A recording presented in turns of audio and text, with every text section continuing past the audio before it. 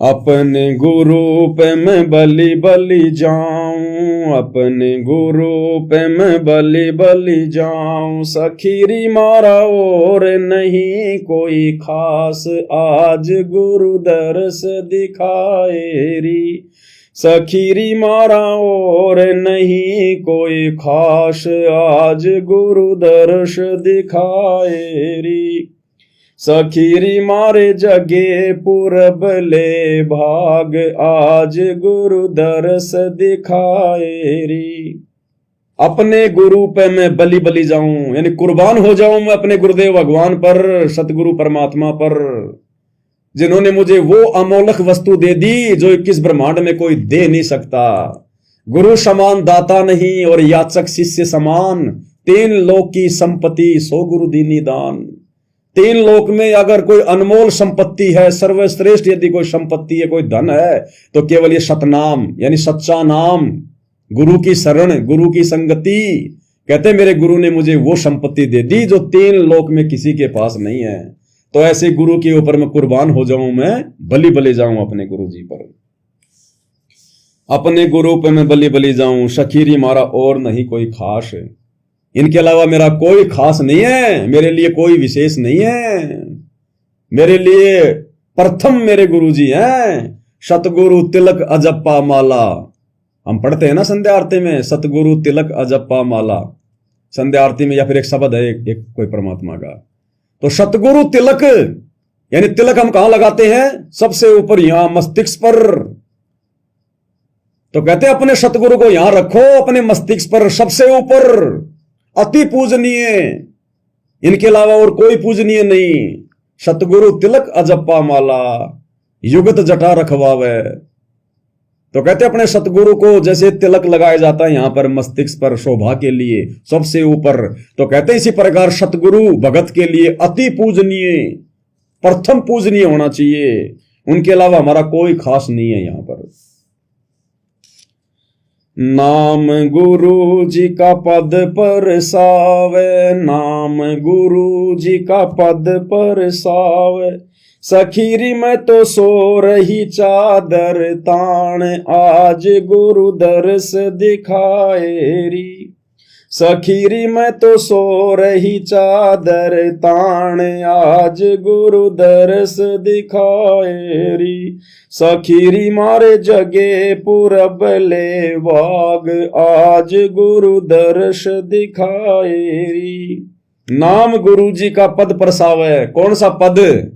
वो अमर पद, चल हंसा उस लोक पठाऊं जो आदि अमर अस्ताना। कहते मेरे गुरु जी का ये नाम, सच्चा नाम, मुझे वो पद परसाएगा, सतलोक की प्राप्ति मुझे करवाएगा। सखीरी में तो सो रही चादर तान, यानी हमें इतना विश्वास हो गया गुरु जी के मुख कमल से ज्ञान सुनकर, तत्व ज्ञान सुनकर, सृष्टि रचना सुनकर, आज हमें इतना दृढ़ विश्वास हो गया, हम तो चादर तान के सो रहे हैं। चादर तान के सोने का मतलब है निश्चिंत होके सोना, कोई टेंशन नहीं, मन में कोई शंका नहीं कि मरने के बाद कहां जाएंगे, अपने सतगुरु के साथ जाएंगे। जब आदरणीय गरीबदास जी ने परमात्मा के साथ जाकर जब सतलोक अपनी आंखों से देखा, तो नीचे आकर फिर क्या कहा? गरीब अजब नगर में ले गए हमको सतगुरु आन, यानी मेरा सतगुरु सतलोक से नीचे आकर और मुझे उस अजब नगर में, सतलोक में लेकर गए। और जिलके बिंब अगाध गति हम सूते चादर तान, कि अब मैं निश्चिंत हो गया, अपनी आंखों से देख के आ गया कि ये भक्ति करके जो सतगुरु ने दे दी, उसी सतलोक में जाऊंगा जहां पर अखंड सुख है। तो इसी प्रकार आज आप और हमें गुरुदेव ने जो ज्ञान दे दिया, तत्व ज्ञान दे दिया, जो समाधान कर दिया, आत्मा को शांत कर दिया, आत्मा की जो तृप्ति थी परमेश्वर ने वो कर दी, हमारी संशय मिटा दिया, शंकाएं समाप्त कर दी परमात्मा ने। अन्यथा बकरी की तरह म्या म्या करते फिरते थे हम, कहीं भी संतुष्टि नहीं थी, कहीं भी 20 प्रकार की टेंशन लगी रहती थी। अब भाई और बहनों, यदि उस जीवन को अगर दास अगर देखता है ना, नाम दीक्षा से पहले जो जीवन दास जी रहा था, भाई और बहनों, नरक है, बिल्कुल नरक। ये परमात्मा, हम रह कैसे रहे थे, जी कैसे रहे थे हम। अब पता चल रहा है कि इतनी टेंशन उस समय, इतनी सोच, इतने विचार। अगर वो टेंशन आ जाए भाई और बहनों, दिमाग फट जाएगा, दिमाग सहन नहीं हो पाएंगे। अब सहन नहीं हो पाएगा। इसलिए अब हम चादर तान के सो रहे हैं। गुरुदेव ने हमारे को निश्चिंत कर दिया, निष्फिक्र बना दिया। गुरुदेव ने हमें विश्वास दिला दिया कि बेटा निश्चित मोक्ष होगा, अगर हमारे बताए अनुसार, अगर मर्यादा में रहकर सतभक्ति पे अंतिम श्वास तक इस मार्ग में अगर टिका रहा तो कहते हैं नाम गुरु जी का और पद परसावे, सखीरी में तो सो रही चादर तान, आज गुरु दरस दिखाए री। ज्ञान गुरु जी का हृदय समावे, ज्ञान गुरु जी का हृदय समावे, सखीरी फिर और लगे नहीं ध्यान, आज गुरु दरस दिखाए री। सखीरी फिर और लगे नहीं ध्यान, आज गुरु दर्श दिखाए री। सखीरी मारे जगे पूरब ले भाग, आज गुरु दर्श दिखाए री।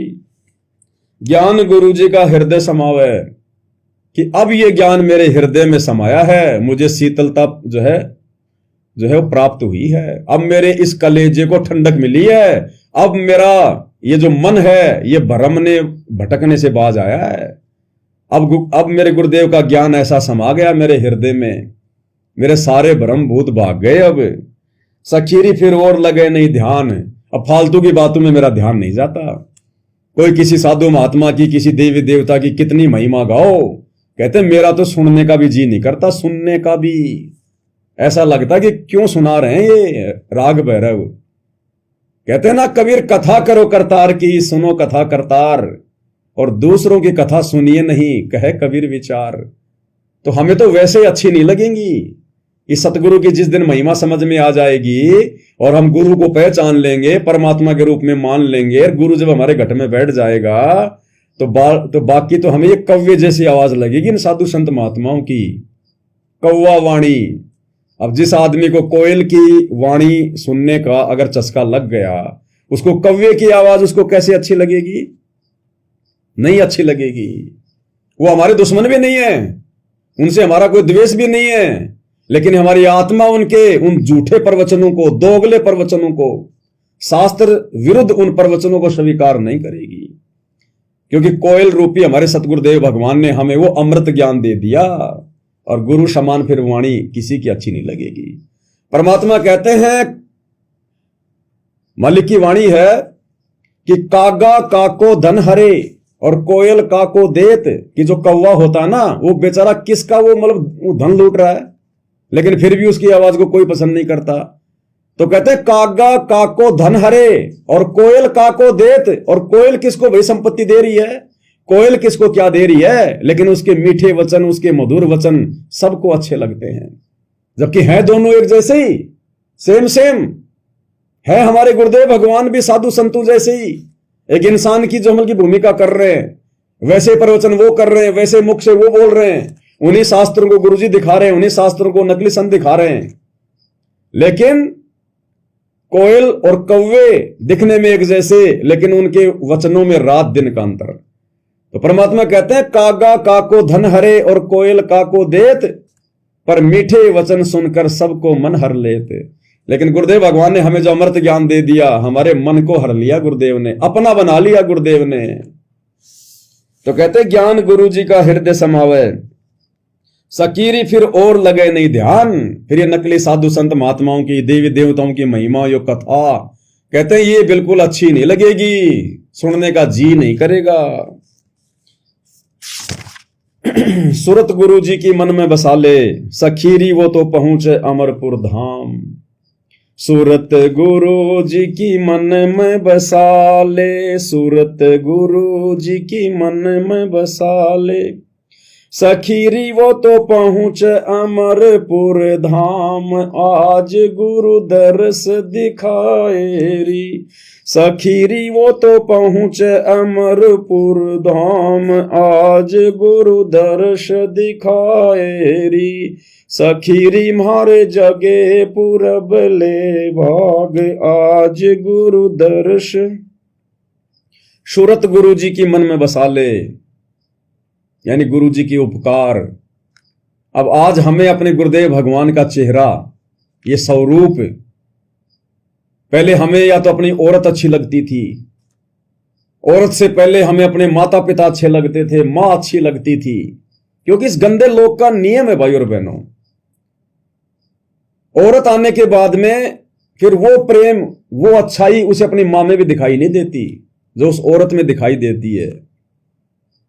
फिर औरत के जब बच्चे हो जाएंगे फिर वो औरत अच्छी नहीं दिखाई देती, फिर उन बच्चों में ममता हो जाएगी। फिर बच्चे बड़े होंगे, उनकी शादी होगी, जब उनके वो लल्लू पप्पू होंगे फिर वो अच्छे लगेंगे, फिर अपने वाले भी अच्छे नहीं लगेंगे। ये यहां का बहुत गंदा और घटिया नियम है। काल आगे से आगे हमारे को लपेटता रहता है। और अब क्या हो गया, बिल्कुल परिवर्तन।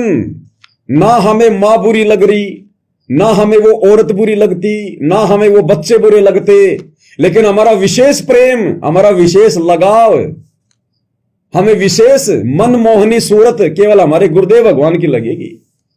हमारी मां से ज्यादा सूरत, मां से ज्यादा सुंदर, बेटा बेटियों से ज्यादा सुंदर, अपनी औरत से ज्यादा सुंदर, कहीं अधिक, लाखों गुना। अब हमें हमारे गुरुदेव भगवान की सूरत अच्छी लगेगी। हम नित्यनेम में पढ़ते हैं ना, सतगुरु परम पदार्थ पूरा, सतगुरु बिना न लागे तूरा, और सतगुरु तीन लोक से न्यारा। और फिर मालिक की आती है कुछ वाणी ऐसी, सतगुरु तीन लोक से न्यारा, सतगुरु परम पदार्थ पूरा। तो अब ये सतगुरु तीनों लोकों से न्यारा है, तीनों लोकों से न्यारा, इनसे ज्यादा सुंदर अब हमें यहां इस 21 ब्रह्मांड में कोई दिखाई नहीं दे सकता कोई। और सुंदर कैसे लगे, अब आत्मा ने पहचान लिया अपने पति को, क्योंकि आत्मा से हमें पहचान हो गई कि हमारा बाप है, ये भक्ति और मुक्ति का दाता है। और जो भक्ति और मुक्ति प्रदान करवा दे, वो चाहे काला है, चाहे पीला है, चाहे लूला है, चाहे लंगड़ा है, हमें वो प्यारा है। और सतगुरु तो वैसे भी सर्वगुण संपन्न है, सर्वगुण संपन्न। देखो ये परमात्मा है।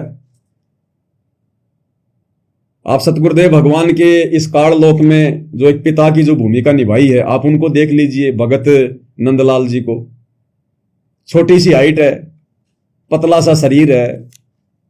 सतगुरुदेव के इस काल लोक में जो भाई है महेंद्र, उनको देख लीजिए, छोटी सी हाइट है, पतला सा शरीर है।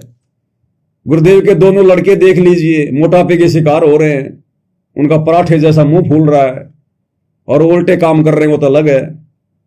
और एक हमारे गुरुदेव भगवान को देखिए, देखिए परमात्मा को देखिए, उनकी हाइट देखिए, उनका शरीर देखिए, उनके चेहरे पर वो नूर देखिए, वो तेज देखिए, परमेश्वर की हाइट देखिए, उस परिवार में किसी की नहीं। तो ये परमात्मा सतगुरु तीन लोक से न्यारा, सतगुरु परम पदार्थ पूरा, सतगुरु बिना न लागे तूरा, सतगुरु आवा दान कर दे ही। तो ये परमेश्वर है भाई और बहनों, परमात्मा है। जब आत्मा जागृत हो जाएगी ना, जब आत्मा में चेतना आ जाएगी, तो आत्मा फिर अपने परमात्मा को पहचान लेती है। फिर अपने परमात्मा से यानी अपने गुरुदेव के अतिरिक्त उसे कुछ भी सुंदर दिखाई नहीं देता, कुछ भी। मेहर गुरु जी की पल पल बरस, मेहर गुरु जी की पल पल, सखीरी दिन रात करूं गुणगान, आज गुरु दरस दिखाए री। सखीरी दिन रात करूं गुणगान, आज गुरु दरस दिखाए री। मेहर गुरु जी की पल पल बरसे, तो भाई पल पल ही बरसेगी जब हम गुरु जी के हो जाएंगे, जब गुरु जी के अनुसार चलेंगे, पतिव्रता पद पर आ जाएंगे, मर्यादाओं में रह के भक्ति करेंगे, तो फिर गुरु जी की मेहर ही बरसेगी। और गुरु जी की मेहर के बिना, मेहर यानी मेहर क्या होती है, एक विशेष आशीर्वाद। जब गुरु किसी भगत की भक्ति से, भक्ति क्रियाओं से, मर्यादाओं से अंतर्यामी हो तो कहीं भी बैठ के देख लेगा। जब अपने भगत की भक्ति से, उसकी मर्यादाओं से, भक्ति क्रियाओं से, उसके व्यवहार से, किस काल लोक में किस प्रकार से बिल्कुल ही पागल की तरह रहता है, ना किसी के साथ ज्यादा बोलना, ना उठना बैठना, ना कोई ऐसी मजाक करना, नेक नीति ईमानदारी से काम धंधा करना, ज्यादा समय परमात्मा का भक्ति चिंतन मनन। उसके बाद गुरु के वहां से एक विशेष मेहर आती है, एक लहर आती है, एक विशेष आशीर्वाद छोड़ता गुरु उस आत्मा के प्रति। उसकी भक्ति को देखकर गुरु फिर जो है प्रसन्न हो जाता है। कहते वो मेहर, वो विशेष आशीर्वाद चाहिए भगत को। भले हम कितनी भक्ति कर लें, कितनी कुछ भी कर लें, हम कोई सा भी नाम ले लें, अगर हमें गुरु जी की मेहर प्राप्त नहीं हुई, यदि हमने गुरु जी को विशेष तौर पर यदि हमने उनको प्रसन्न नहीं किया, मालिक कहते ना इन बातों के पाइए कि तेरे जैसे भक्ति करने वाले लाखों गए, यहां पर लाखों आज गधे की योनि में घूम रहे हैं। अकेले भक्ति से मोक्ष नहीं मिलता। इन बातों के पाइए कर सतगुरु नजर निहाल। सतगुरु को नजर निहाल करना पड़ेगा, खुश करना पड़ेगा, प्रसन्न करना पड़ेगा, और राजी कर सतगुरु रूठेनु। जिस सतगुरु को हमने सतलोक में नाराज कर दिया था, अब हमने उस सतगुरु को राजी करना है, प्रसन्न करना है। रूठे हुए सतगुरु को जैसी आस्था हमने वहां काल में लगाई थी आने के लिए, अब उस काल को छोड़कर, इसके संसार को छोड़कर, उससे भी डबल आस्था हमने सतलोक के लिए अपने गुरु जी में लगानी है। तो कहते हैं इन बातों के पाइए कि तू सोचे कहीं मैं मेरी भक्ति से पार हो जाऊंगा, लाख जन्म नहीं हो सकते। कर सतगुरु नजर निहाल और राजी कर सतगुरु रूठेनु। और क्या कह रहे हैं गुरुदेव अपने एक सत्संग में मेहर के बारे में, कि जब तक गुरु जी की तरफ से वो मेहर प्राप्त नहीं होगी, तुम लाख जन्म भी सतलोक नहीं जा सकते। क्या कह रहे हैं परमात्मा, ध्यान से सुनना। वो मेहर मिलती कैसे है, गुरु कैसे प्रसन्न होगा अपने भगत पर। चाहे गुरु चाहे 7 समुद्र दूर बैठा है, लेकिन वो अंतर्यामी है। अंतर्यामी एक तुम आत्म के आधार, जो तुम छोड़ो हाथों में कौन उतारे पार। चीटी पायल बाजे पैर, साहिब सुनता है सब लहर। तो सतगुरु कैसे प्रसन्न होगा, क्या देखेगा अपने भगत में। उसके बाद सतगुरु एक विशेष आशीर्वाद छोड़ता है उस आत्मा के प्रति। प्रसन्न होता है सतगुरु कि ये बिल्कुल ये बच्चा हमारे कहे अनुसार भक्ति कर रहा है। तो उस मेहर से वो ग्रेस मार्क होता हमारे लिए। वो ग्रेस मार्क हमें सतगुरु की मेहर वाला वो हमें जरूर चाहिए, उसके बिना बात नहीं बनेगी हमारी। क्या कह रहे हैं गुरुदेव भगवान। तुम्हारा जो कल्याण कैसे होगा कि सतगुरु जो तत्वदर्शी संत है उसको नजर निहाल कर कि इतना उनके अनुसार उनके मर्यादा में चल के वो तेरे ऊपर गदगद हो जाए। वो संत के मेरी प्यारी आत्मा परमात्मा को पाने के रास्ते पर बिल्कुल सही चल रही है। तो अंदर से जो एक हिलोर आती है संत के अंदर से, जिस भक्त की, जिस बहन भाई की क्रियाओं से जो प्रसन्न हो जाता है कि ये सही मर्यादा में चल रहा, तो वो जो एक रजा आती है, उसके बाद फिर एक उसकी प्रति एक कसक जाती है कि बहुत अच्छी, और परमात्मा अपने बच्चे पर मेहर रखना, ऐसे ही चले।